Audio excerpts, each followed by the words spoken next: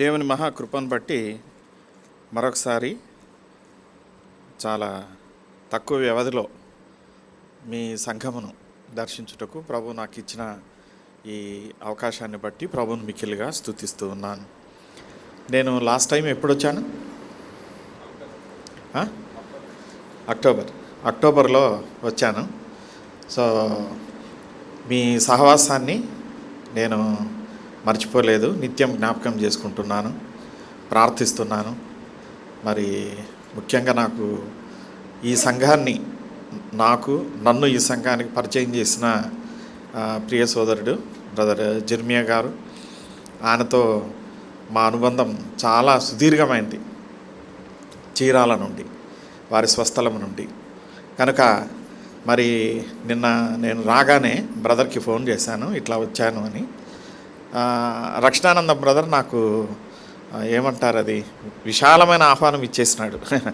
Any time whenever you come, you just come in అని చెప్పేసేసి. కనుక senior దేవుని సేవకులు, సంఘ వ్యవస్థాపకులు పాల్ గారికి, వారి పెద్ద కుమారుడు డేవిడ్ పాల్ గారికి, దేవుని సేవకుడు, చిన్న కుమారుడు మరి బ్రదర్ రక్షణానందం గారికి, బ్రదర్ జెర్మియా గారికి, మీకు అందరికి కూడా ప్రభు నామంన వందనములు తెలియజేస్తున్నాను. మీ పేర్లు ఎందుకు చెప్పలేదంటే మీరు నాకు తెలియదు కాబట్టి, వీళ్ళు మాత్రమే తెలుసు కనుక వీళ్ళ పేరు చెప్పాను. మీ అందరు కూడా మీకు అందరికీ ప్రభు నామంన వందనాలు. మరి రక్షణానందం బ్రదర్కి వాళ్ళ నాన్నగారు ఎట్లా పేరు పెట్టారో నాకు తెలియదు, కానీ ఆయన పేరులో ఆనందం అని ఎట్లా ఉందో, ఆయన నిజంగా ఎప్పుడు నిత్యానందమైనటువంటి వ్యక్తి.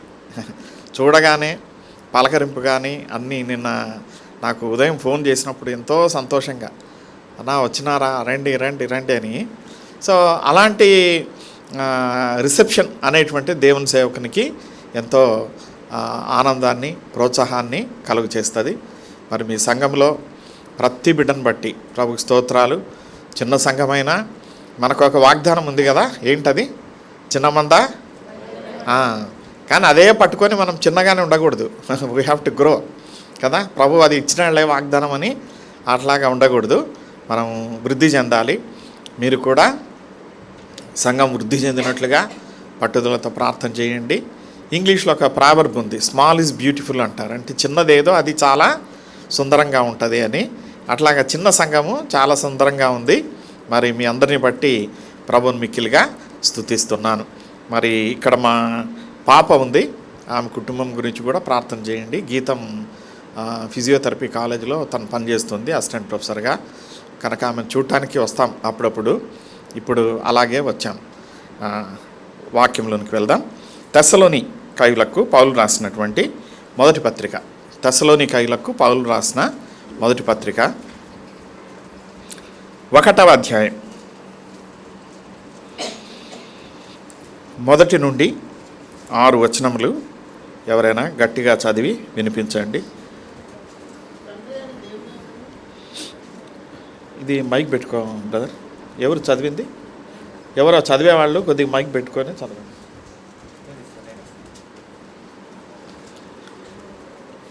ఈ ఒక్క భాగమే మైక్లో, మిగిలిన వారు ఎవరైనా వచనాలు చెప్పినప్పుడు మీరు ఎవరైనా చదవచ్చు. కొద్దిగా అందరికీ వినపడే రీతిగా ఉండాలనే ఉద్దేశంతో దీన్ని చదివిస్తున్నాను. చదువు. తండ్రి అయిన దేవుని యందును ప్రభువైన యేసుక్రీస్తునందును ఉన్న తెస్సలోనియుల సంఘమునకు పౌలును, సిల్వానును, తిమోతియును శుభమని చెప్పి వ్రాయును. కృపయు సమాధానమును మీకు కలుగును గాక. విశ్వాసముతో కూడిన మీ పనిని, ప్రేమతో కూడిన మీ ప్రయాసమును, మన ప్రభువైన యేసుక్రీస్తునందుల నిరీక్షణతో కూడిన మీ ఓర్పును మేము మన తండ్రి అయిన దేవుని ఎదుట మానక జ్ఞాపకం చేసుకొనొచ్చు. మా ప్రార్థన యందు మీ విషయమే విజ్ఞాపనము చేయొచ్చు. మీ అందరి నిమిత్తము ఎల్లప్పుడూ దేవునికి కృతజ్ఞతాస్తుతులు చెల్లించుచున్నాము. ఎలయనగా దేవుని వలన ప్రేమింపబడిన సహోదరులారా, మీరు ఏర్పరచబడిన సంగతి అనగా మా సువార్త మాటతో మాత్రము గాక శక్తితోనూ పరిశుద్ధాత్మతోనూ సంపూర్ణ నిశ్చయతతోనూ మీ వద్దకు వచ్చి ఉన్న సంగతి మాకు తెలియను. మీ నిమిత్తము మేము మీ ఎడల ఎట్టివారమై ఉంటామో మీరు ఎరుగుదురు. ఓకే, అయితేనా చెప్పింది 5 వర్సెస్. ప్రార్థించుకుందాం. దయగల తండ్రి, కృపగల ప్రభువా, మీ పరిశుద్ధ పాదములకు స్తుతులు, స్తోత్రాలు, వందనాలు. మరొకసారి నీ ప్రియబిడ్డలతో ఎష్కోలు సంఘములో చేరి నాయన నిన్ను ఆరాధించుటకు, నిన్ను గణపరచుటకు, నీ నామమును గొప్ప చేయుటకు, అలాగే నీ ప్రియబిడ్డలతో కలిసి నీ సహవాసాన్ని కలిగి ఉండుటకు మీరు ఇచ్చిన కృపను బట్టి మీకు వందనాలు చెల్లిస్తున్నాం. శ్రేష్టమైన పాటలు నాయన, ఎంతో వీణలకింపైనటువంటి సంగీతము, భావయుక్తమైనటువంటి పాటలు నాయన, అలాగే చక్కని మరి ఆత్మ నడిపింపుతో చేసినటువంటి ఆరాధనలు, వీటన్నిటిని కూడా మేము కలిగి ఉండుటకు మీరు కృప చూపారు. ప్రస్తుతం తిరిగి నీ యొక్క బలలో మేము పాలు పంపులు పొందవలసి ఉంటూ ఉండగా అందుకొరకై మా ఆత్మీయ జీవితాలని మేము సిద్ధపరచుకొనుటకు సహాయం చేయమని, అందుకొరకై మీరు మాట్లాడవలేనని నాయన, మీ స్వరాన్ని వెలికి తెచ్చే పాత్రను మీరు ఖాళీ చేసి మరుగు చేసి కాని మాటల్ని, నిష్ఫలమైన మాటల్ని తొలగించి మీ శ్రేష్టమైనటువంటి వాక్కులను మీరు అనుగ్రహించమని నీ ప్రియబిడ్డలు నాయన, మరి సంఘ వ్యవస్థాపకులు, సేవకులు, బాధ్యత గల సహోదరులు ఎంతో ప్రేమతో నన్ను ఆహ్వానించి అంగీకరించి ఈ శ్రేష్టమైన అవకాశాన్ని కలుగు చేసి ఉంచుండగా వారందరినీ ఒక్కొక్కరిని మీరు దీవించి ఆశీర్వదించమని, సంఘానికి నాయన ఈ యొక్క సమయం దీవెనకరంగా మీరు మార్చమని, ప్రతి ఒక్కరి హృదయంలో దాగి ఉన్న ప్రతి కొరతను మీ వాక్యం చేత మీరు తొలగించి లోపములను సవరించి మీ ప్రేమతో నింపమని, మీ వాక్కులతో నింపమని, మీ యొక్క ఆత్మీయ దీవెనలతో నింపమని యేసుక్రీస్తు దివ్యనామమున ప్రార్థించి వేడుకొనుచున్నాం తండ్రి, ఆమేన్. ఈ లైవ్ ప్రోగ్రామ్ అనేటువంటిది ఎంతో దీవెనకరము. మరి ఎవరైతే రాలేకపోతున్నారో వారు కూడా లైవ్ ద్వారా వింటున్నారు. ఇక్కడ మన రక్షణ బ్రదర్ ప్రక్కన కూర్చున్న సహోదరులు, వారి పేరు ఏం పేరు బ్రదర్? శామ్ గారు ఆరాధన వర్తమాన సమయంలో నాకైతే కనిపించలేదు, కానీ ఆరాధన చెల్లించేటప్పుడు ఆ వర్తమానం అంతా చేశారు. మరి ఏమైనా లైవ్లో చూసినాడేమో తెలియదు మరి. అంటే అది ఆత్మ ప్రేరేపణం, మనకు తెలియదు. అయితే లైవ్ ద్వారా వినుట వలన ఎవరైతే అస్వస్థత వలన కానీ ఇతర కారణాల వలన కానీ రాలేకపోయినటువంటి వారికి చాలా దీవెనకరంగా ఉంటుంది. మీ కార్యక్రమాలు కూడా లైవ్ చక్కగా ప్రసారం అవుతున్నాయి. దీన్ని నిర్వహిస్తున్నటువంటి యవనస్తులు, ఎవరు లైవ్ నిర్వహించేది నువ్వేనా? అందరూ టీం అంతటికి కూడా అభినందనలు. చక్కని సంగీతాన్ని బట్టి ప్రభువును స్తుతిస్తూ ఉన్నాం. ఈ చదవబడినటువంటి లేఖన భాగంలో తెస్సలోనికయులకు పౌలు రాసినటువంటి మొదటి పత్రికను మనము చదువుకున్నాము. ఇది 2 పత్రికలు ఉన్నాయి. తెస్సలోనిక మొదటి పత్రిక, తర్వాత 2వ పత్రిక. ఇదేంటంటే పౌలు భక్తుడు మొత్తం 13 పత్రికలు రాశాడు, స్టార్టింగ్ విత్ రోమన్స్. తర్వాత హెబ్రీ పత్రిక పౌలు భక్తుడే రాశాడా లేదా అనేటువంటి ఒక మరి వేదాంత సంబంధమైనటువంటి అనుమానం ఉంది. కాబట్టి మనకు తెలుగు బైబిల్లో ఏంటంటే పైన పౌలు రాసిన హెబ్రీ పత్రిక అని ఉంది, కానీ there is lot of debate on this. Anyway 14 మొత్తం హెబ్రీతో కలుపుకుంటే ఈ 13 పత్రికలు కూడా ఆయా ఊళ్ళల్లో ఉండేటువంటి సంఘాలకు, వ్యక్తులకు రాశాడు. తిమోతి పత్రిక తిమోతికి రాశాడు, తీతుకు రాశాడు, ఫిలేమోనుకు రాశాడు, అలాగా వ్యక్తుల ద్వారా. అయితే ఊళ్ళకు ఆయా సిటీస్, రోమ్, ఎఫెసస్, గెలాషియా, తర్వాత కొరింత్, తెస్సలోనిక, కొలస్సి, ఇలాగ అనేక ప్రాంతాలకు రాసినప్పుడు ప్రాంతాలకు రాశాడు, అందులో ఉండే సంఘాలకు వ్రాసాడు. ఈ పౌలు యొక్క ఈ వ్యక్తులతో సంబంధం కలిగి ఉండాలి అనేటువంటి ఆ అలవాటు ఎంత ఆశీర్వాదకరమైనదంటే ఈ రోజుల్లో మనం అసలు పలకరించాం మనుషుల్ని. ఎంత క్లోజ్ ఉన్నా కూడా ఏదో అవసరం ఉంటే తప్ప మనం పలకరించాం. ఎందుకంటే we justify our selves that we are very busy, చాలా బిజీగా ఉన్నామని మనం అనుకుంటాం. నేను కూడా చాలా బిజీ.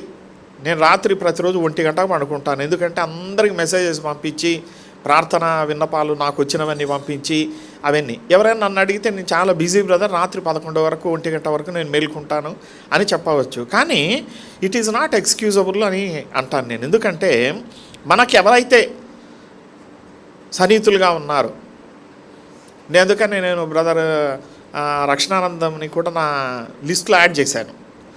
ఎవ్రీడే వారికి కూడా వస్తుంటా, అంటే వారికి అన్ని చోట్ల నుంచి వస్తాయి. నేను కూడా let me have a touch with him అని, బ్రదర్ జెర్మియా గారికి ఇట్లా. ఎందుకంటే ప్రభు నమ్మినటువంటి బిడ్డలు ఏదో ఒక రకంగా అలాంటి సహవాసం కలిగి ఉండాలి. ఒకవేళ మనం మాట్లాడుకోకపోయినా కొన్నిసార్లు స్టేటస్లో పెడుతుంటాడు, VBS జరుగుతుంది, స్త్రీల మీటింగ్ జరుగుతుంది, లేకుంటే కాన్వొకేషన్ జరుగుతుంది అని. అవి కూడా మనకు ఇన్ఫర్మేషన్ అన్నమాట. పౌలు జీవితంలో ఆయన మనకు నేర్పించేటువంటి సత్యం ఏంటంటే, దేవుని నమ్మినటువంటి బిడ్డలు వేరెవర్ దే మే బి, వారు ఎక్కడన్నా ఉండని, వారు సహవాసాన్ని కలిగి ఉండాలి. అయితే సహవాసం కలిగి ఉండాలి అంటే వారి గురించి తెలిసి ఉండాలి. వారి గురించి తెలిసి ఉన్నప్పుడు వారిని గురించి వ్రాయగలిగి ఉండాలి. వారికి వ్రాస్తే ఎలాగుంటుందంటే వారికి దీవెన కలగాలి. కనుక పౌలు జీవితంలో మరి కంప్యూటర్ లేనప్పుడు, టైప్ రైటర్ లేనప్పుడు, పెన్స్ లేనప్పుడు, పేపర్స్ లేనప్పుడు, ఎలాంటి జెరాక్స్ మెషిన్స్ లేనప్పుడు ఆయన ఎంత ఎనార్మస్గా ఆయన రాశాడంటే, ఎంత విస్తారంగా ఆయన రాశాడంటే, ఇన్ని పత్రికలు తనకు దేవుడు అనుగ్రహించినటువంటి జ్ఞానమంతటిని మరి దాంట్లో అకలింపు చేసుకొని ఆయన రాసినట్లుగా మనము చూస్తూ ఉన్నాం. తాను అందుకని పేతురు భక్తుడు అంటాడు, పౌలు తన యొక్క జ్ఞానము ద్వారా వ్రాసిన వాటిని పామరులు గ్రహించలేరు అని పేతురే అన్నాడు. అన్నాడమ్మా? అన్నాడా? ఒకవేళ అని ఉంటే చదవండి. పేతురు పత్రికలో పేతురు అంటాడు, పామరులు దాన్ని అర్థం చేసుకోలేకపోతున్నాడు అని అన్నాడు. ఎవరు ఫస్ట్ తీస్తారు? ఫస్ట్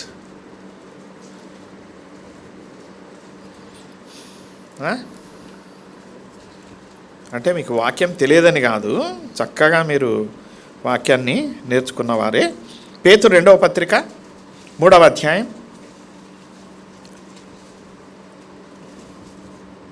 15వ వచనం.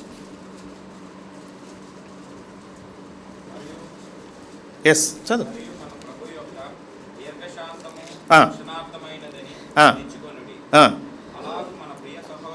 అలాగూ మన ప్రియ సహోదరుడైన పౌలు కూడా తనకు అనుగ్రహింపబడిన జ్ఞానం చొప్పున మీకు వ్రాసి ఉన్నాడు.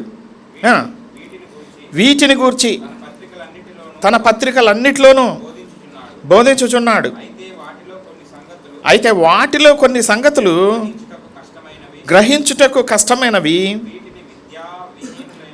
వీటిని విద్యావిహీనులను, అస్థిరులైన వారును తక్కిన లేఖనములను అపార్థము చేసినట్లు.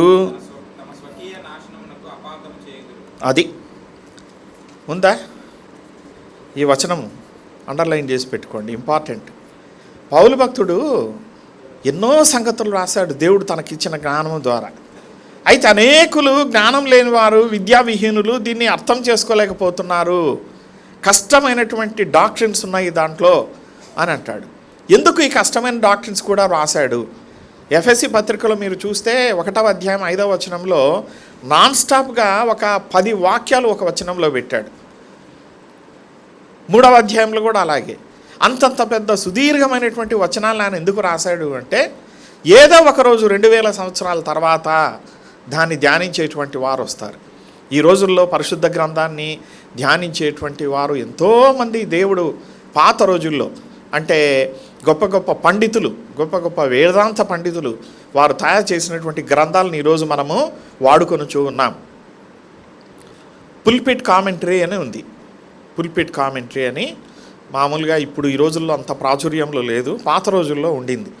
అది మనకు ఎన్సైక్లోపీడియా బ్రిటానికా ఎలాగా 20 వాల్యూమ్స్ ఉంటుందో పుల్పిట్ కామెంటరీ కూడా అన్ని వాల్యూమ్స్ ఉండేదన్నమాట. అది మామూలుగా ప్రతి వ్యక్తి కొనే పుస్తకం కాదు. ఒక 50 ఏళ్ల క్రితం 20,000 దాని ఖరీదు. అయితే కొద్ది మంది దగ్గర అది ఉండేది.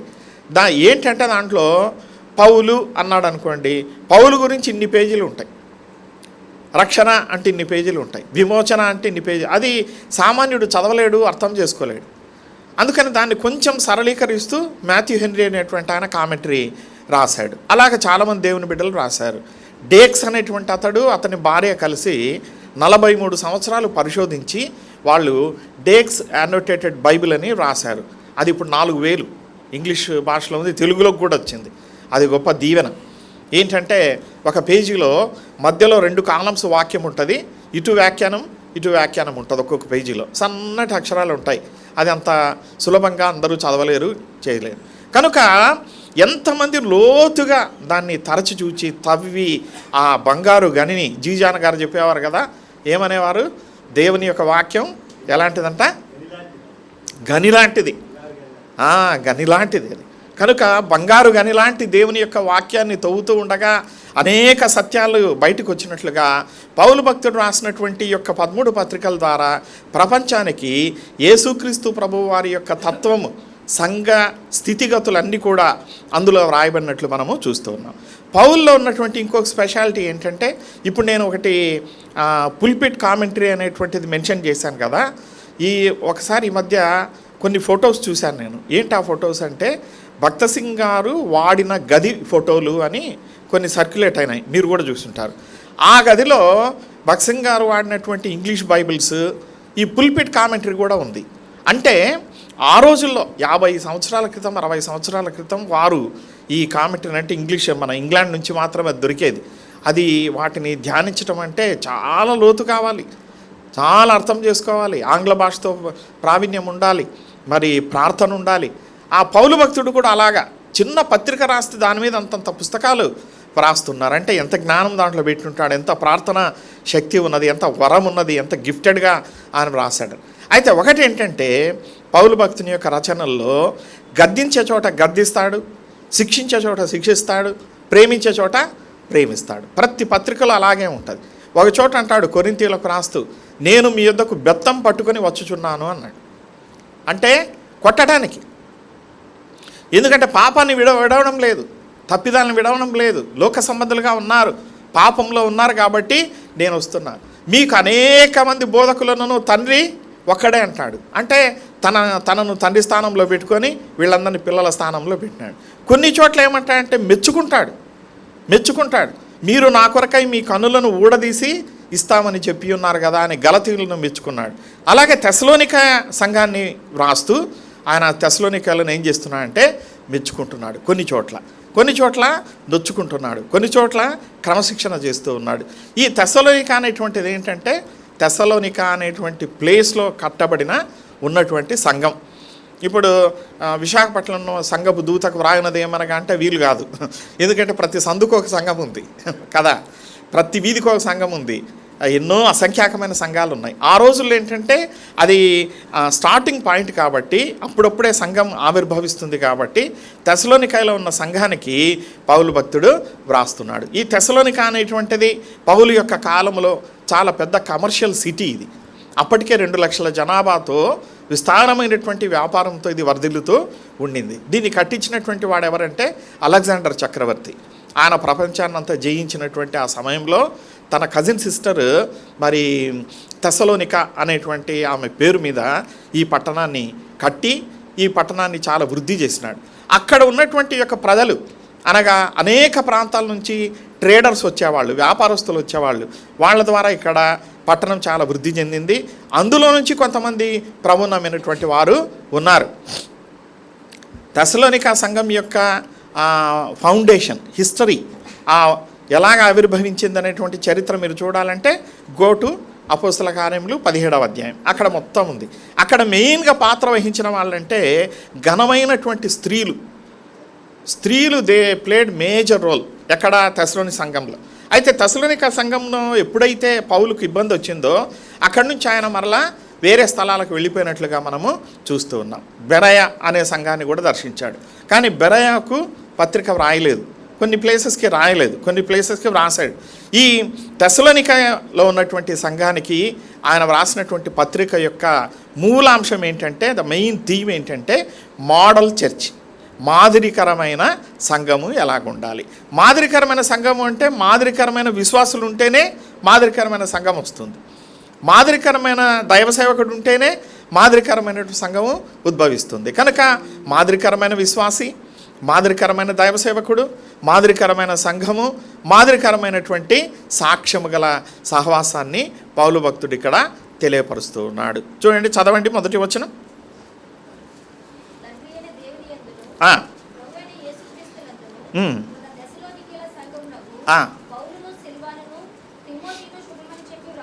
సో సంఘం ఎక్కడ ఉండాలి అంటే తండ్రి అయిన దేవుని యందు ప్రభువైన యేసుక్రీస్తునందు ఉండాలి సంఘం.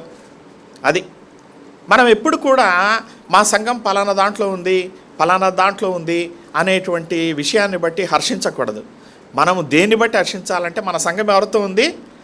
దేవుని యందు ఉన్నది. We have foundation in God, we have foundation in the Son of God, that is the Lord Jesus Christ.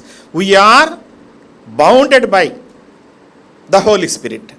కనుక తండ్రి అయిన దేవుని సహవాసంలో, కుమారుడైన యేసుక్రీస్తు ప్రభు యొక్క ప్రేమలో, పరిశుద్ధాత్మ యొక్క నడిపింపులో నడిచేటువంటి సంఘము దీవెనకరమైన సంఘముగా ఉంటుంది. కనుక ఈరోజు మనం ఒక తలంపును కలిగి ఉందాం. ఏంటంటే మనం ఎప్పుడు కూడా మా సంఘము దాంతో ఉంది, మా సంఘం దీంతో ఉంది, ఈ మధ్య చాలా వస్తున్నాయి. అవన్నీ మనకు ప్రయోజనకరం కాదు. మన సంఘం దేవునితో ఉందా? మన సంఘం ప్రభువుతో ఉందా? మన సంఘం పరిశుద్ధాత్మ చేత నడిపించబడుచు ఉన్నదా? చదువమ్మా.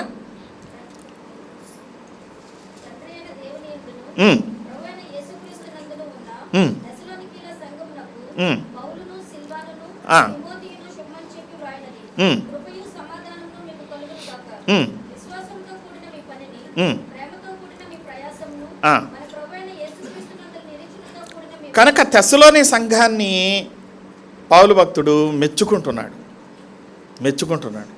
ఒక దైవ సేవకుని ద్వారా ఒక సంఘం మెప్పుకోలు పొందితే ఆ సంఘం ఆత్మీయంగా ఎంతో బలమైన సంఘము. అది గమనించాలి.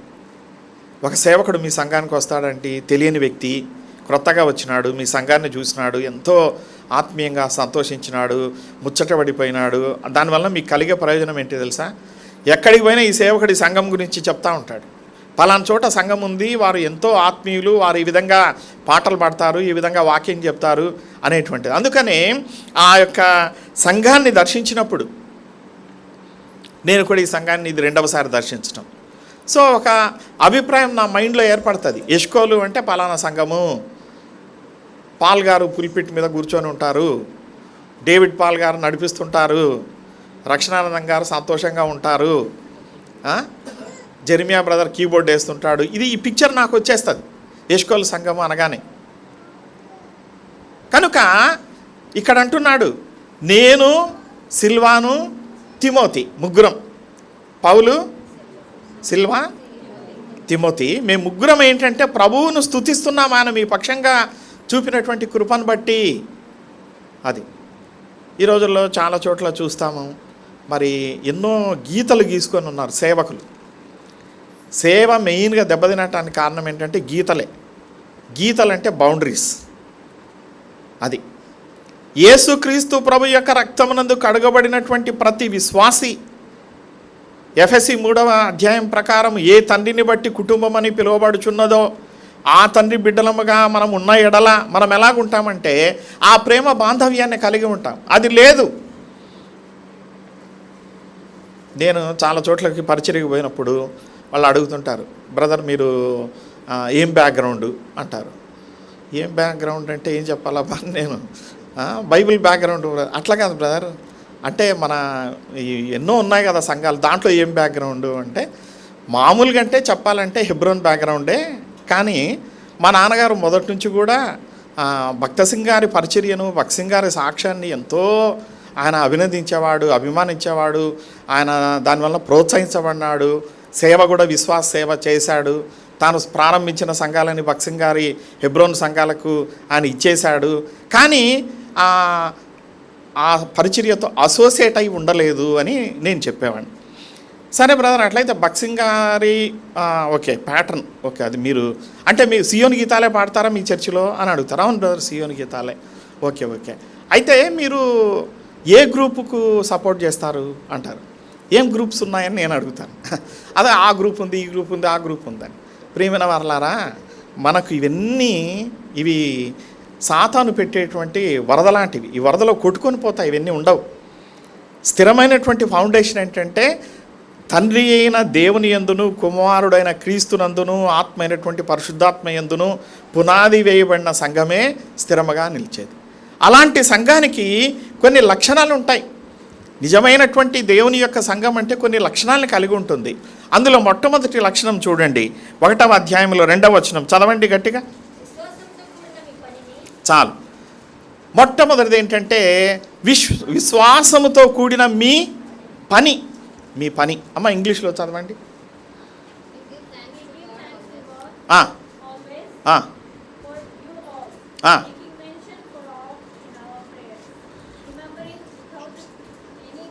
ఉమ్.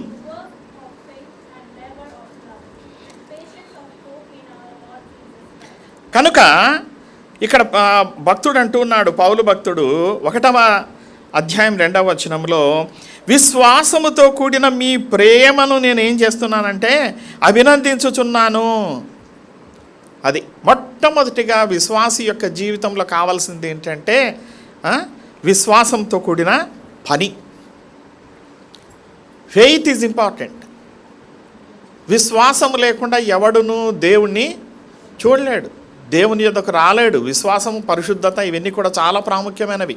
అందుకని అంటాడు మీ పని ఎలాగున్నదంటే విశ్వాసముతో.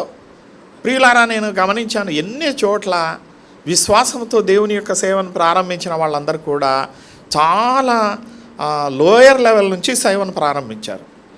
ఆకస్మికంగా చాలా అద్భుతమైన రీతిగా, మెచ్చదగిన రీతిగా, చాలా గ్లోరియస్గా సేవ ఎప్పుడు ప్రారంభం కాలేదు. చాలా సింపుల్ పరిచర్య, చిన్న చిన్న గదులు, చిన్న చిన్న కాంగ్రిగేషన్స్ అలాగా. ఈ రోజుల్లో మనం చూస్తున్నాము దీని భిన్నంగా స్టార్టింగ్ ఎలాగ ఉంటుందంటే అద్భుతమైనటువంటి మందిరాలు, అద్భుతమైన కాంగ్రిగేషన్స్, అద్భుతమైనటువంటి మ్యూజిక్స్.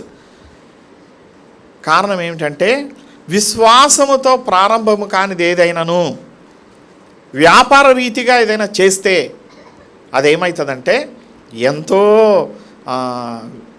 అభివృద్ధి చెందుతుంది. కానీ ఫౌండేషన్ ఈజ్ నాట్ స్ట్రాంగ్, పునాది లేదు.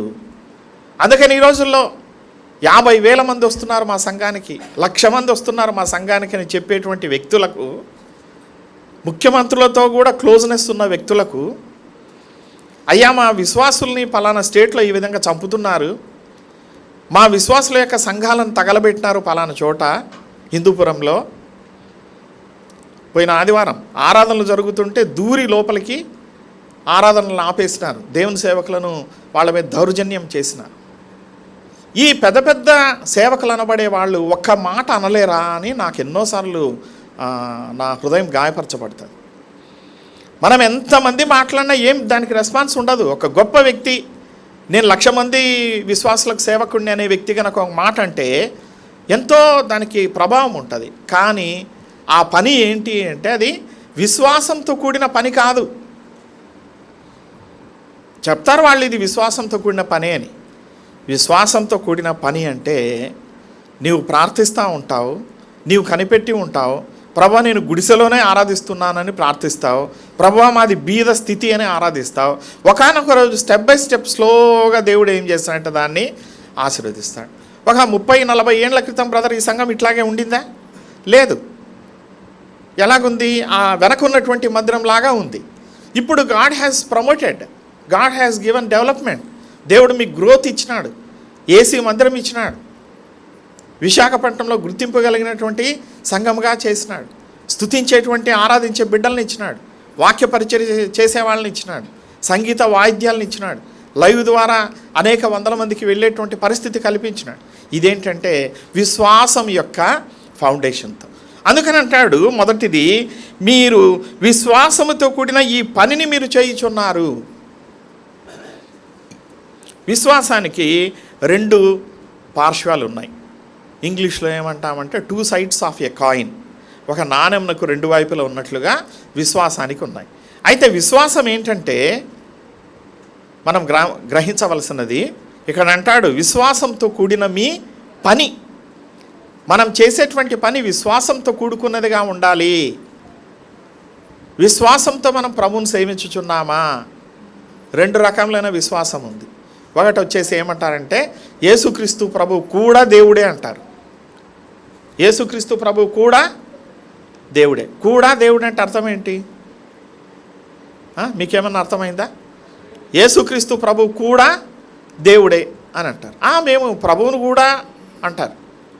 అంటే అందరిలోనూ యేసుక్రీస్తు ప్రభువు కూడా ఒకడు. ఆ విశ్వాసం కాదు ఇప్పుడు కావాల్సింది. ఆ విశ్వాసం ఏ విశ్వాసం అంటే యేసుక్రీస్తు ప్రభువు తప్ప వేరొక రక్షకుడు లేడు అనేటువంటి విశ్వాసం కావాలి. ఈరోజు నీకు అలాంటి విశ్వాసం ఉందా? మనకు తెలిసిన అనేకులు మనతో మాట్లాడితే ఏమంటారంటే, యేసుక్రీస్తు ప్రభు కూడా దేవుడేనండి, మేము నమ్ముతామండి, మా ఇంట్లో కూడా యేసుక్రీస్తు ప్రభు ఫోటో ఉందండి, మా ఇంట్లో యేసుక్రీస్తు ప్రభు గ్రంథం ఉందండి అని అంటారు. అది కాదు. యేసే రక్షకుడు అని నీవు నమ్మిన ఎడల అది one side of the coin. The other side of the coin ఏంటంటే, ఈ విశ్వాసానికి పరీక్ష కలిగినప్పుడు నీవు ఆ విశ్వాసం కొరకై ఏం కావాలి? నిలబడగలగాలి. అది to become a believer in the Lord Jesus Christ is one side of the coin, but to stand for the faith, ఆ విశ్వాసం కొరకై నీవు నిలబడుట అనేటువంటిది మహా బలమైనటువంటిది. ఈరోజు యేసుక్రీస్తు ప్రభు దేవుడు అంటాం, కానీ పరీక్ష వచ్చినప్పుడు యేసుక్రీస్తు ప్రభువులో మనం ఉండలేని వారంగా ఉంటూ ఉన్నాం. ఇప్పుడు గవర్నమెంట్ ఒక జీవో ఇచ్చింది. ఏంటంటే, మొత్తం ఆంధ్రప్రదేశ్లో ఉన్న చర్చిలన్నీ, ఆ చర్చిలకి పర్మిషన్ ఉందా లేదా, కలెక్టర్ గారు అనుమతి తీసుకున్నారా లేదా సర్వే చేసి మాకు తెలియపరచండి అని గవర్నమెంట్ జీవో ఇచ్చింది. That's not a circular, that's a GO. ఇప్పుడు అన్ని సంఘాలలో చలనం వచ్చేసింది. అరే మనకు పర్మిషన్ ఉందా లేదా, పర్మిషన్ ఉందా లేదా అని. ఈ మందిరం గురించి నాకైతే తెలియదు. ఉందా బ్రదర్? పర్మిషన్ ఉందా? పర్మిషన్ ఉంది. పర్మిషన్ లేకపోతే ఏం చేస్తారంటే, మీకు పర్మిషన్ లేదు కదా, మీరు మందిరం పెట్టడానికి వీల్లేదు అని అంటారు. కనుక విశ్వాసము అంటే యేసుక్రీస్తు ప్రభు నా రక్షకుడు, ఆయన నా ప్రభువు అని మనకు ఎలాంటి ఇబ్బంది లేనప్పుడు నమ్మటం కాదు. మనకు శ్రమ వచ్చి నీకు పర్మిషన్ ఉందా, కలెక్టర్ గారు నీకు అనుమతి ఇచ్చినారా, లేకపోతే మేము మందిరాన్ని క్లోజ్ చేస్తామన్న సమయంలో నీవు ప్రభువు కొరకై నిలబడగలిగినప్పుడు బలముగా, అది విశ్వాస పరీక్షకు నిలబడటం. ఒకరోజు రాబోతుంది అతి త్వరలో, ఆదివారము ప్రభు దినపు సెలవు దినాన్ని తొలగించే రోజు దగ్గరలో ఉన్నది. No Sunday holiday.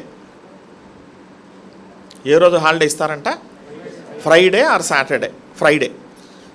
ఫ్రైడే కూడా ఇవ్వకపోవచ్చు, ఎందుకంటే అది ముస్లిమ్స్కి నమాజ్ చేసుకునే రోజు కదా, వాళ్ళకెందుకు ఇవ్వాలని కూడా అనుకోవచ్చు. కాబట్టి సాటర్డే ఇవ్వచ్చు.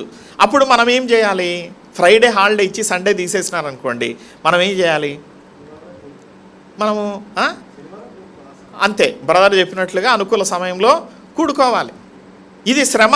ఎందుకంటే మనము వాక్యంలో బోధించి ఏమని ఈ ప్రభు దినంలో బోధించినాం కదా, సడన్గా మనం చేంజ్ కావాలంటే కష్టము. అక్కడే విశ్వాసానికి పరీక్ష కలుగుతుంది. కనుక విశ్వసించుట వేరే, విశ్వాసం కొరకు జీవించుట వేరే. ఇప్పుడు ఎందుకంటే మీ పాపముల విషయమై ఎవరైతే పశ్చాత్తాపం చెందినారో మీరు చేయెత్తి చూపండి, మీ కొరకై ప్రార్థిస్తాము. ఇదిగో బ్రదర్స్ తీర్మానం కార్డులు తెస్తున్నారు, తీసుకోండి, రాయండి, మీ అడ్రస్ రాయండి, మీటింగ్ అయిన తర్వాత కలవండి అని చెప్పేదంతా one side of the coin. వాళ్ళ ఇంటికి వెళ్ళిపోతారు, వాళ్ళ సంఘాలకు వెళ్ళిపోతారు, వాళ్ళ పట్టణాలకు వెళ్ళిపోతారు.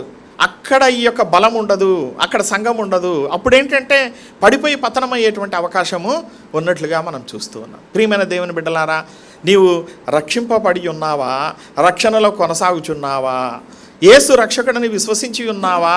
యేసు రక్షణలో, యేసు యందలి విశ్వాసములో ఎట్టి పరీక్ష వచ్చినా నువ్వు కొనసాగటానికి తీర్మానము చేసుకున్నావా? రాజు అన్నాడు, మీరు ఈ విగ్రహానికి మొక్కకపోతే నేను మిమ్మల్ని అగ్నిగుండంలో పడవేస్తానని. వాళ్ళు అన్నారు, రాజా మేము మొక్కము. ఎవరో వాళ్ళు ముగ్గురు, షడ్రక్, మెషక్, అబేద్నెగో. మేము మొక్కం రాజా అని అన్నారు. మీరు మొక్కరా అన్నారు. మేము మొక్కము, మా దేవుడు మమ్మల్ని రక్షించుటకు సమర్థుడు. ఇది విశ్వాసం అంటే, ఇది విశ్వాసం. అనేక సార్లు మనము చిన్న వాటిలో కూడా ఆ విశ్వాసాన్ని ప్రదర్శించలేకపోతూ ఉన్నాము. ఒక చిన్న ట్రాన్స్ఫర్ వస్తుంది, ఆఫీస్లో ఏదో చిన్న ప్రాబ్లం వస్తుంది, మనం బెంబేలు ఎత్తిపోతాము. షద్రక్ మేషక్ అబేద్నెగోలను అగ్నిగుండములో పడినా కూడా కాలకుండా రక్షించిన మన ప్రభువు ఉన్నాడు కదా. సింహముల బోనులో వేయబడిన దానియేలుని కరకర నమిలి తినకుండా వాటి నోళ్లను ఊహించిన మన ప్రభువు ఉన్నాడు కదా అని మనం తలంచం. మనం వెంటనే మనకేంటంటే కార్నల్ మెంటాలిటీ వచ్చేస్తుంది, శరీర సంబంధమైన ఆలోచన వచ్చేస్తుంది. దీన్ని ఏ విధంగా మనము శరీర సంబంధమైన మార్గంలో వెళ్ళి దాన్ని పరిష్కరించుకోవాలి? ఫెయిత్ అనేది చాలా ప్రాముఖ్యమైనది. Becoming a believer is very easy. నువ్వు చెయ్యెత్తుతావు, నీ తీర్మానాన్ని బట్టి వీళ్ళు బాప్తిస్మం ఇస్తారు, సంఘ పెద్దలు, అయిపోతుంది అక్కడికి. నువ్వు సండే వస్తుంటావు, పాల్గొంటుంటావు. Suddenly one day one temptation will come, one test will come. ప్రభువు వారు బాప్తిస్మం పొంది యోర్దాను నదిలో నుంచి బయటికి రాగానే ఏమైనాడు? శోధింపబడుటకు సాతానుడు ఏం చేసినాడంట? తీసుకొని వెళ్ళినాడు. ఎన్ని రోజులు శోధించినాడు? 40 రోజులు శోధించినాడు. ఆహారం లేదు. దాన్ని పట్టుకొని ఇప్పుడు చాలా సంఘాలు, ఇప్పుడు ఈ సీజన్ ఏం సీజన్? ఆ సీజనే లెంట్ డేస్. లెంట్ అంటే వాళ్ళు ఏమంటారు? శ్రమల కాలం. శ్రమల కాలం అన్నప్పుడు మరి యేసుక్రీస్తు ప్రభు సిలువలో పడిన శ్రమల గురించి చెప్పటంలా వాళ్ళు. ఈ శ్రమల కాలం దేనికి పెట్టుకున్నారంటే, మీరు చరిత్ర చదివితే ఆయన బాప్తిస్మం పొంది అపవాది చేత కొనిపోబడిన 40 days శ్రమల గురించి ఇప్పుడు చెప్తున్నారు. What about the suffering he had at the time of his crucifixion? సిలువ మరణ సమయంలో ఆయన పొందిన శ్రమల గురించి ఏంటి? కనుక ఒక భక్తుడు అంటాడు, భస్మ బుధవారముతో శ్రమలు ప్రారంభం కావు, ఈస్టర్తో శ్రమలు ముగించబడవు, శ్రమలు 365 రోజులు ఉంటాయి అన్నాడు. That's correct. భస్మ బుధవారం అప్పుడంటే 40 days బిఫోర్ గుడ్ ఫ్రైడే, ఈస్టర్కి ముందు అక్కడ స్టార్ట్ అవుతున్నాయి. కానీ అలాంటి శ్రమలు కాదు. A believer is entitled to fight ఈ sufferings for the whole life, 365 days per year. ఆ శ్రమలు వచ్చినప్పుడు నువ్వు ఎలాగ నిలబడుతున్నావు? ఆ శ్రమలు వచ్చినప్పుడు నువ్వు ఎలాగ విశ్వాసంతో నిలబడుతున్నావు? దేవుని బిడ్డలు, మేము తడికలతో వేయబడినటువంటి వెదురు తడికలతో వేయబడిన మందిరంలో ఉంటే చాలామంది దేవుని బిడ్డలు మా సంఘానికి వచ్చే విశ్వాసులు పాపం వాళ్ళకి ఎంతో వితరణతో, ఎంతో సమర్పణతో, ఎంతో కానుకలు తెచ్చి ఇచ్చేస్తే అవన్నీ మేము పొదుపు చేస్తూ ప్రోగు చేస్తూ వాటిని అకౌంట్లో పెట్టి భద్రంగా పెడుతూ స్థలం చాలకుండా అయిపోతుంది విశ్వాసులకని ఆ ఎదురుగున్న ఇంట్లో ఆ స్థలంలో అందరిని అడిగాం, అయ్యా మీ ప్లేస్ అమ్మండి, మాకు చెప్పులు పెట్టుకోవడానికి స్థలం లేదు, సైకిళ్ళు పెట్టుకోవడానికి స్థలం లేదంటే ఎవరు కూడా అమ్మలేదు. అమ్మకపోగా మా ప్రక్కన ఉన్నటువంటి స్థలము 1000 ఖరీదులో నుంచి లక్షల్లోకి వెళ్ళిపోయింది. అప్పుడు మా దగ్గర 12 లక్షలు ఉన్నాయి 2013లో.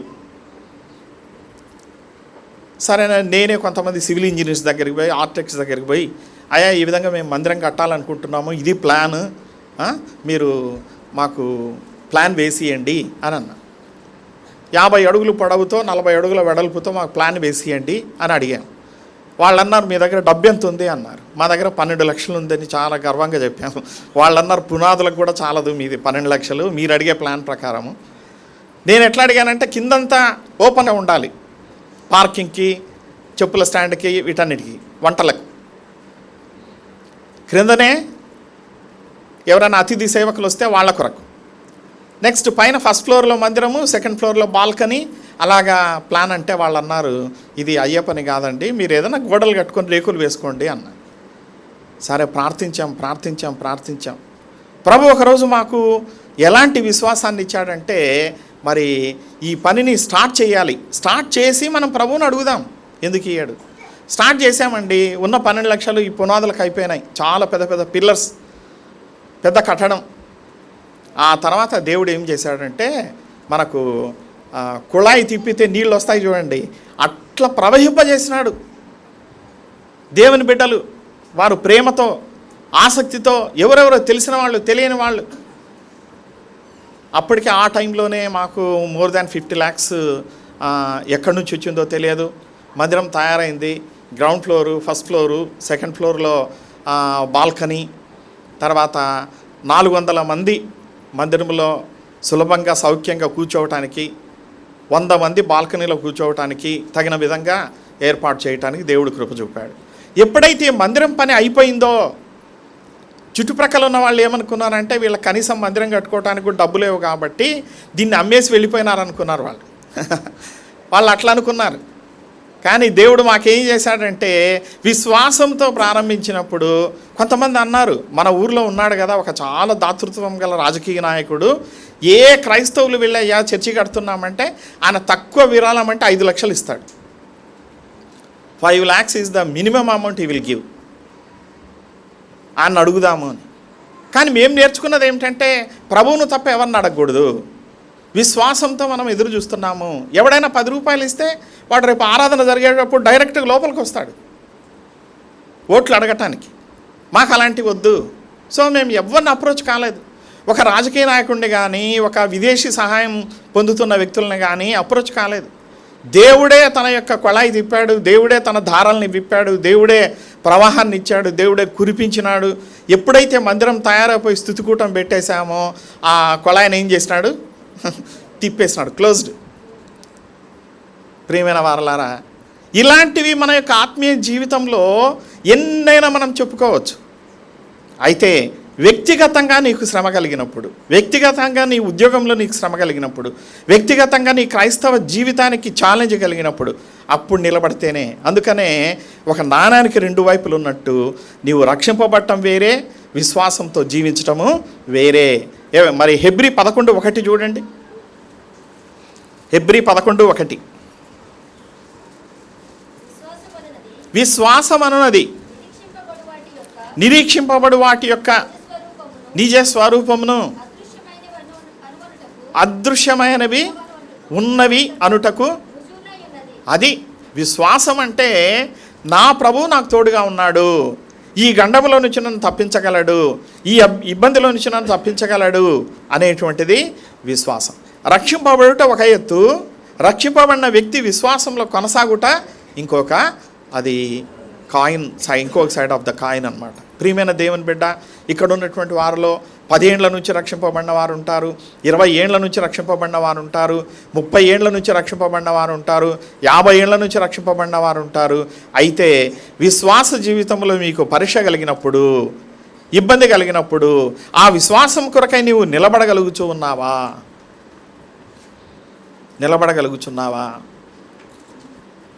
ఒక యవనస్తుడు ఏమైందో, అతనికి ఏ పాస్టర్ ద్వారా, ఏ దైవ సేవకం ద్వారా ప్రాబ్లం వచ్చిందో మనకు తెలియదు, కానీ అతడు ఏమైపోయినాడంటే క్రైస్తవ వ్యతిరేకి అయి యూట్యూబ్లో ఛానల్ పెట్టాడు. దానికి పేరు కూడా ఏం పెట్టాడు? ఎక్స్ క్రిస్టియన్ అని పెట్టాడు. ఒకప్పుడు క్రిస్టియన్ నేను అని పెట్టినాడు. ఎంత రెస్పాన్స్ అంటే అతనికి ఎంత విపరీతమైనటువంటి రెస్పాన్స్ వచ్చింది. పుస్తకాలు రాస్తున్నాడు, తర్వాత పెద్ద పెద్ద సభలు పెడుతూ ఉన్నాడు. విశ్వసించినటువంటి వారిని తిరిగి వారి యొక్క పాత విశ్వాసంలోకి తీసుకుపోతున్నాడు. దాన్ని ఏమంటారంటే ఘర్ వాపసి అంటారు. ఘర్ అంటే మళ్ళీ తిరిగి ఇంటికి రండి. ఎంతోమంది ఈ మన ఏరియాలోనే, ఏలూరు ఏరియాలో ఒక పాస్టర్ 2 సంఘాలు ఉన్నాయంట అతనికి. 2 సంఘాలకు 500 మంది విశ్వాసులు. అతడు బహిరంగంగా క్రీస్తును విసర్జించి, క్రీస్తును విమర్శించి, క్రీస్తును విడనాడి ఈ ఎక్స్ క్రిస్టియన్ అనేటువంటి యవనస్తుని దగ్గర చేరి అతడు నేను చాలా తప్పు చేసినానండి క్రైస్తవుడు అయినందుకని సాక్ష్యం ఇస్తున్నాడు యూట్యూబ్ ద్వారా. లక్షలలో వ్యూస్. అందుకనే విశ్వాస విషయమై జాగ్రత్త. ఎలాంటి విశ్వాసం అంటే చెక్కు చెదరని విశ్వాసం.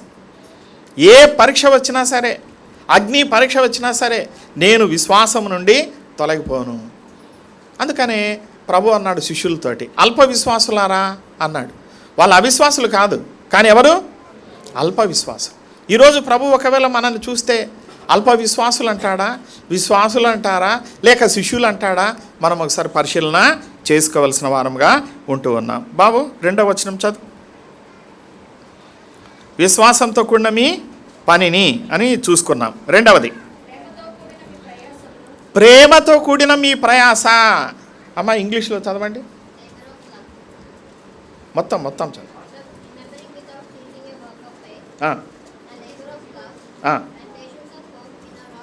Labour of love.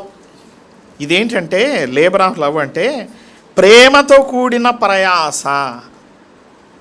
అది ఈరోజు నువ్వు దేవుని సన్నిధికి వస్తున్నావు అనుకోండి. ఇప్పుడు 9:30 గంటలకి ఇక్కడ ఆరాధన అంటే 9:30 గంటలకు అందరూ వచ్చి తాళం తీసినారనుకోండి, మనం ఇక్కడ కూర్చోలేం. ఎందుకు? ఎవరో ఒకరు దీన్ని సిద్ధం చేయాలి, ఎవరో ఒకరు దీన్ని ఊడ్చాలి, ఎవరో ఒకరు కార్పెట్స్ వేయాలి, ఎవరో ఒకరు మైక్ పెట్టాలి, అన్నీ ఏర్పాటు చేయాలి. ఆ చేసేవాళ్ళు ఎవరు?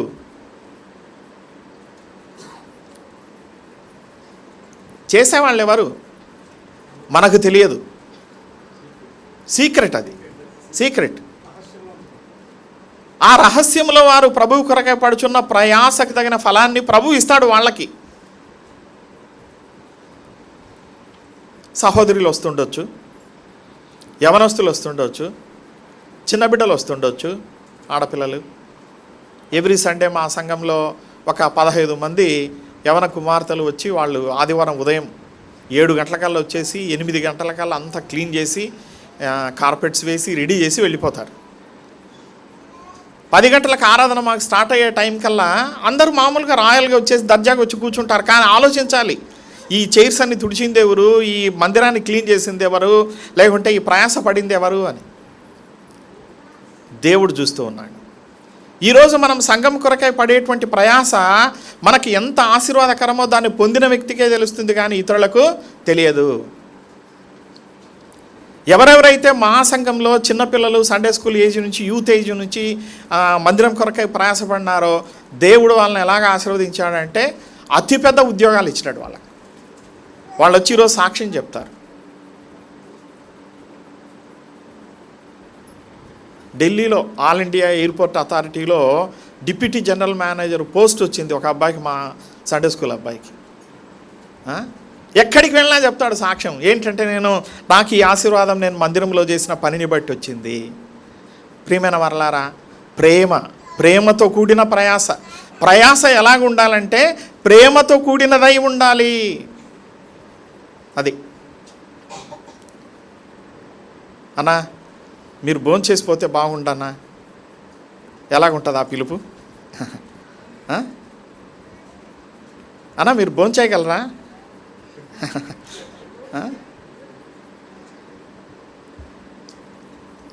అయితే మీరు ఒక 1 అవర్ లేట్ అవుతుందన్నా, చేస్తాం మీరు ఉంటే కదా. అది కాదు ప్రేమ. ఎలాంటిదంటే అన్న ఫస్ట్ మీరు మా ఇంటికి రావాలి, చెయ్యి కడగాలి. కొంతమంది అన్యులు అంటారు, ఎవరైనా వచ్చి అతిథులు ఇంట్లో చేయగడిగితేనంట వారికి ఆశీర్వాదం తరతరాలు వస్తుందంట. యేసుక్రీస్తు ప్రభు యొక్క బిడ్డలు అది నేర్చుకున్నారు. అందుకనే యేసుక్రీస్తు ప్రభు బేతని అనే ఊరికి ఎప్పుడు పోయినా కూడా ఎవరింటికి పోతాడు? మార్తా, మరియా, లాజరు ఉండడు యథావిధిగా. మార్త వచ్చేసి అన్ని విస్తారమైనటువంటి వంటలు, డిఫరెంట్ వంటలు చేస్తూ ప్రభువును మెప్పించాలని, మరియా వచ్చేసి వాక్యం దగ్గర ఉంటుంది ఆయన పాద సన్నిధిలో. ప్రేమ అంటే పిలుపులోనే ఉంటుంది ప్రేమ.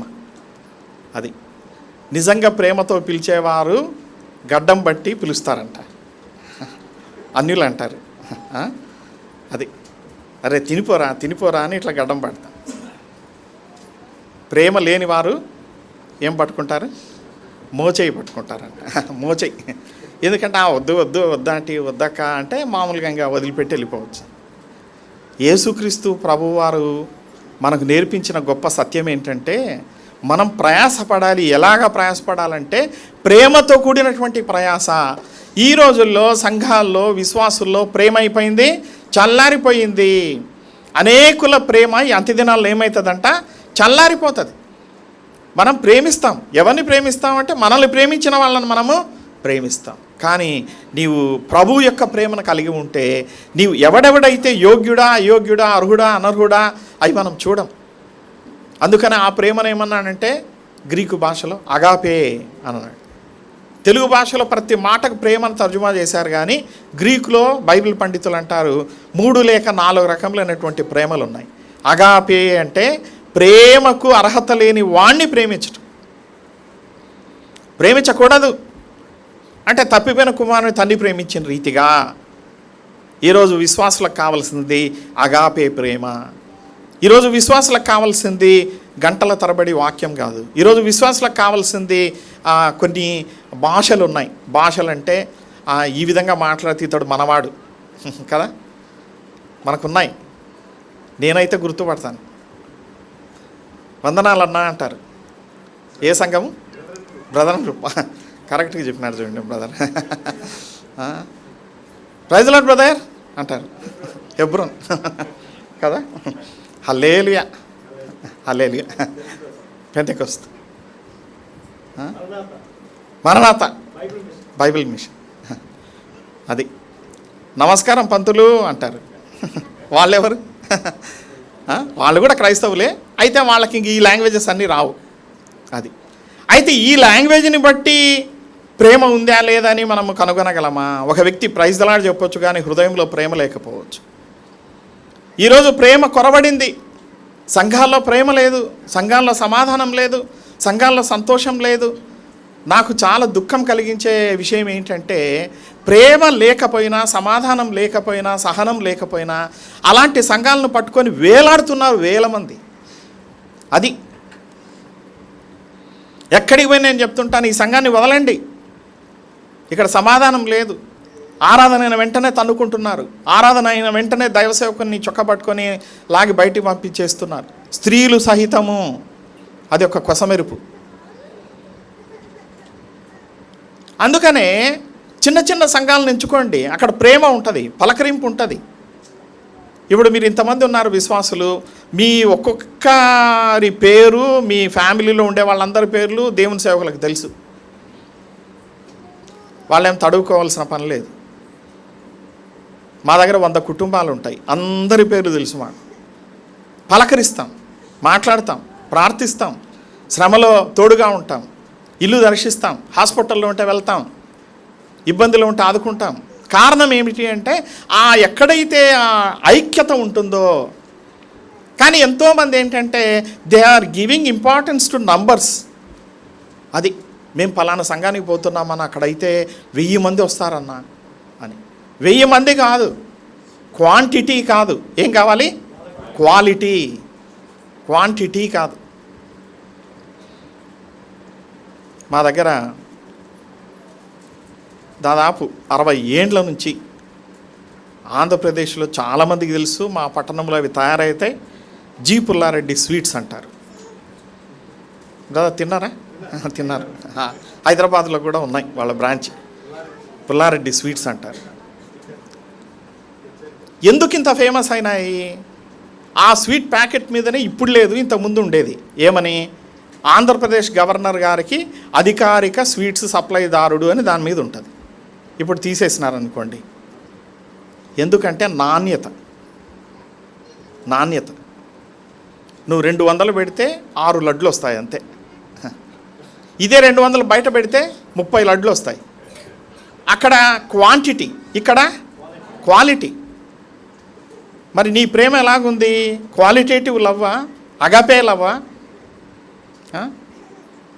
ఈరోస్ అన్నాడు గ్రీకు భాషలో. ఈరోస్ అంటే love between wife and husband. అది లేదు ఇప్పుడు. దైవ సేవకులు వివాహం చేసేటప్పుడు చెప్తారు, వాగ్దానం పలికిస్తారు కదా, ఏమని?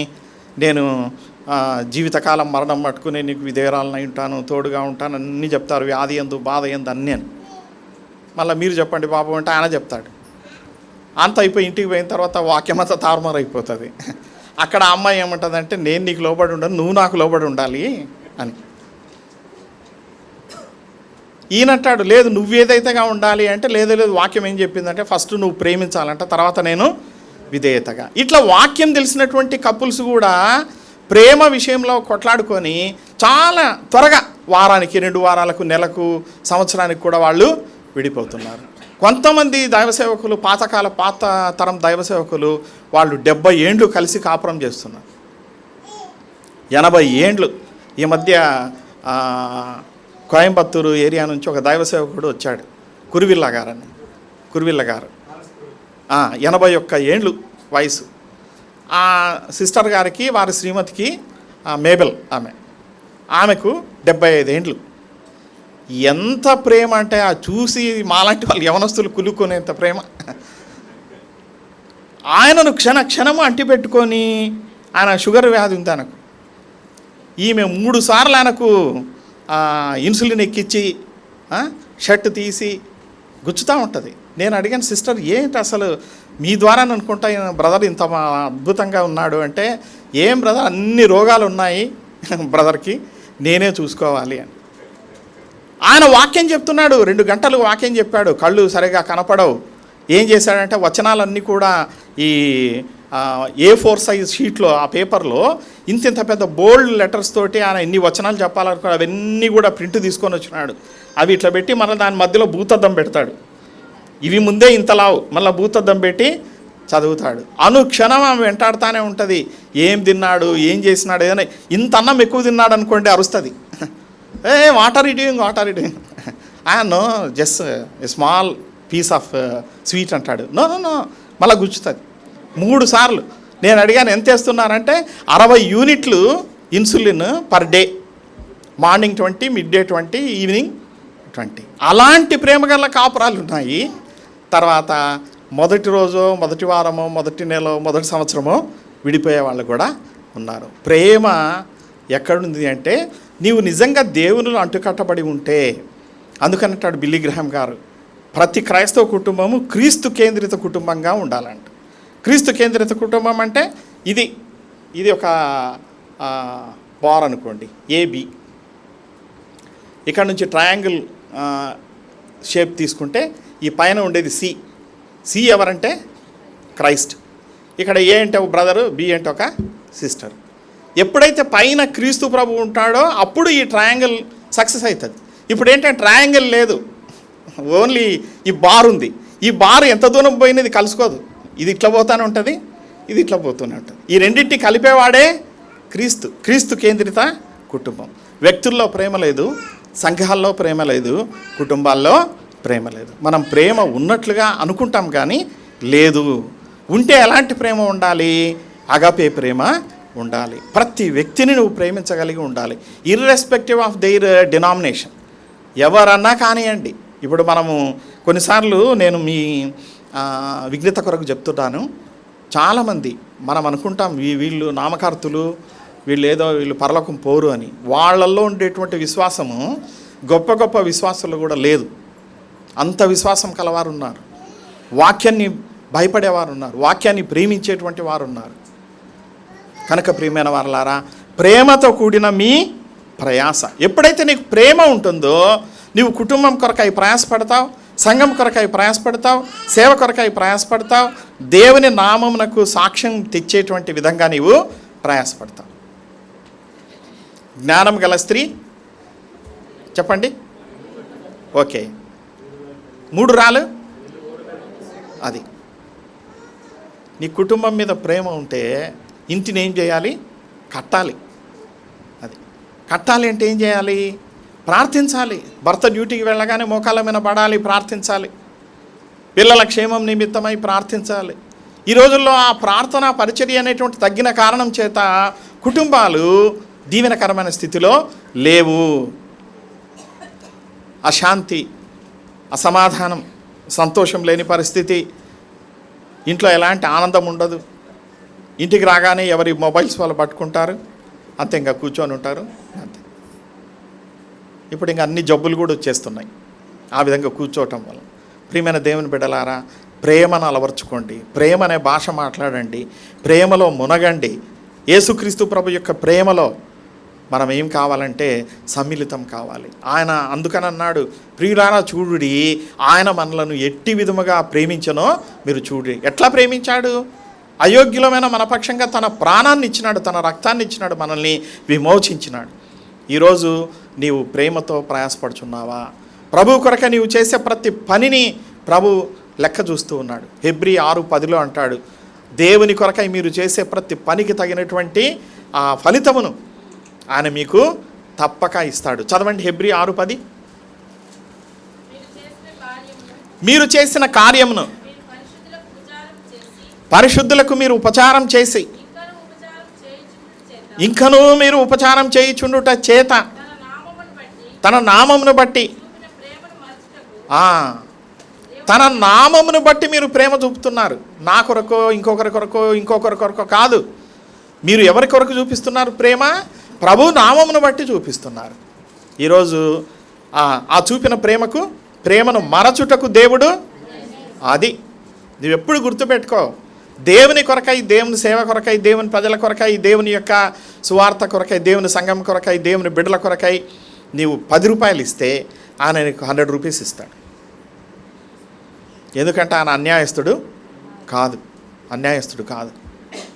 మేము మా జీవితంలో అనుభవించినాం. ఎందుకంటే మా విశ్వాస సేవలో మేము ఎన్నో ఇబ్బందులను ఎదుర్కొన్నప్పుడు దేవుడు తన ప్రజల ద్వారా మమ్మల్ని ఆదుకున్నాడు, ప్రేమించినాడు. ఈరోజు అలాంటి ప్రేమ నీకు ఉన్నదా? బాబు 3 చదువు.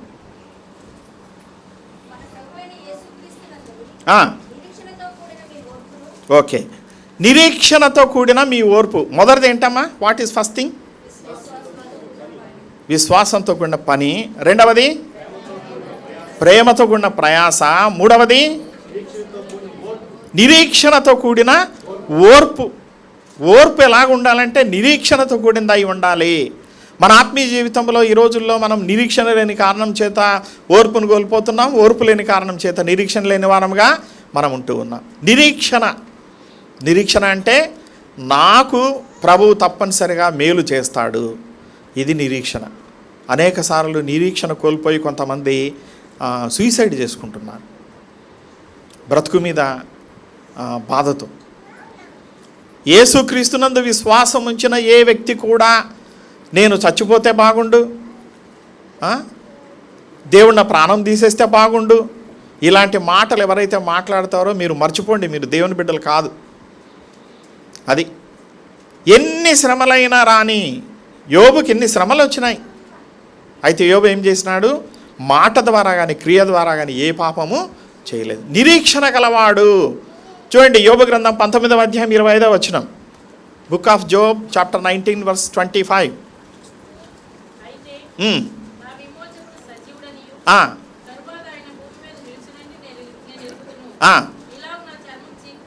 కనుక నా చర్మం చీకిపోయినా, నా ఎముకలు బయటపడిపోయినా, నా విమోచకుడైతే సజీవుడని నేను ఎరుగుదును.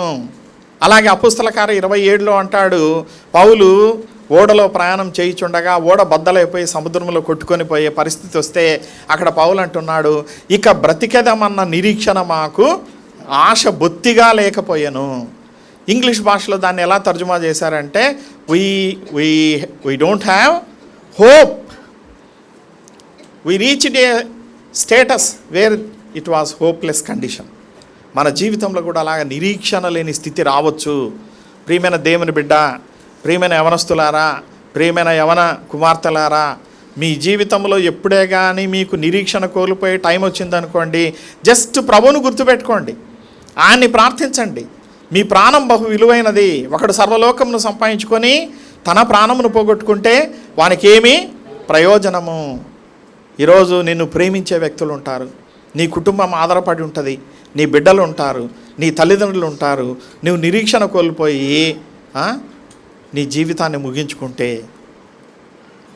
అసలు ఈ మాటలు కూడా రాకూడదు నోట్లో.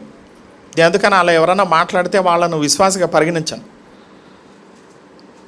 కొంతమంది అంటుంటారు, అన్న అసలు ఈ జీవితం వేస్ట్ అన్న, నా జీవితము నేను బ్రతికి వేస్ట్ అన్నా అంటారు. ఎందుకు వేస్ట్? దేవుడు ఇన్ని ఏళ్ళు నిన్ను బ్రతికించినాడు, కుటుంబాన్ని ఇచ్చినాడు, భర్తని ఇచ్చినాడు, భార్యని ఇచ్చినాడు, పిల్లల్ని ఇచ్చినాడు, ఉద్యోగాలను ఇచ్చినాడు, శ్రేష్టమైన ఇంటిని ఇచ్చినాడు, సకల సౌకర్యాలు ఇచ్చినాడు.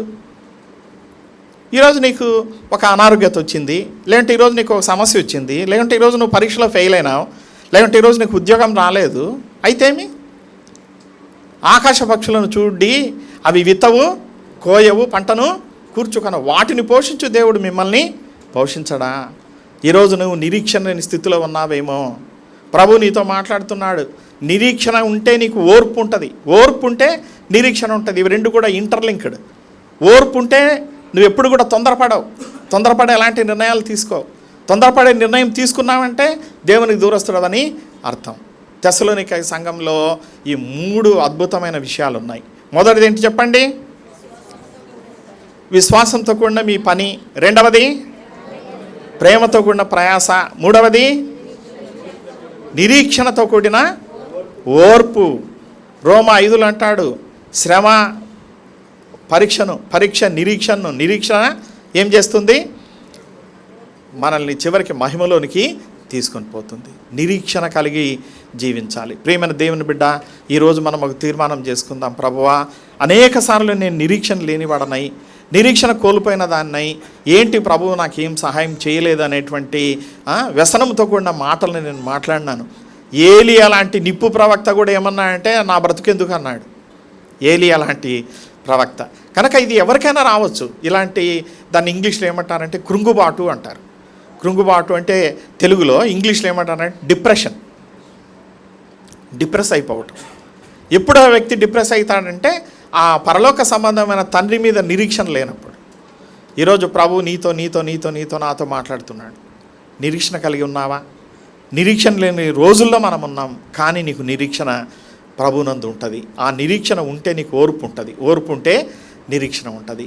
ఈ 3 ఆత్మీయమైన సుగుణాలని మనము కలిగి ఉండి, మన సంఘం కలిగి ఉండి, మన కుటుంబాలు కలిగి ఉండి ప్రభువును మహిమపరచుటకు దేవుడు మనకు సహాయము చేయునుగాక. ప్రభు ఈ వాక్కుల్ని మన కొరకై దీవించునుగాక.